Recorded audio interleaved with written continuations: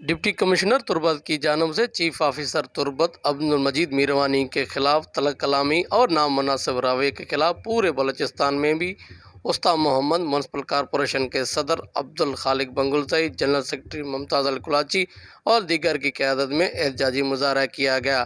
مظاہرین کا کہنا تھا کہ چیف سیکرٹری فوری طور پر نوٹس لے کر ڈپٹی کمشنر تربت کا تبادلہ کرے، بصورت دیگر ہمارا احتجاج جاری رہے گا۔ مزید اس حوالے سے مقررین نے وش نیوز سے بات چیت کرتے ہوئے کہا، یہ جو اسٹرائک ہوئی ہے وہ تربت کے ایریا میں ہمارے چیف آفیسر جو تھے میونسپل کمیٹی کے، ان کے خلاف ڈی سی نے ان کو اریسٹ کر کے جا کے تھانے میں بٹھایا۔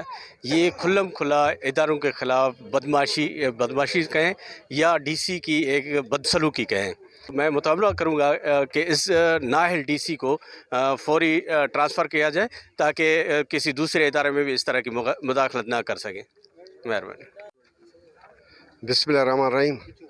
آج کی یہ ہڑتال احتجاج جس طرح تربت میں چیف آفیسر عبد المجید میروانی صاحب کو ڈپٹی کمشنر تربت نے ناجائز طور پر گرفتار کر کے سٹی تھانہ تربت میں علاقہ میں بند کر دیا، اس حوالے سے ایل سی ایس کے صدر حافظ منیر کر صاحب نے کل ہنگامی طور پر پریس کانفرنس کی کوشش کرتے ہیں کہ باقاعدہ ڈپٹی کمشنر تربت کے خلاف قانونی کارروائی کی جائے۔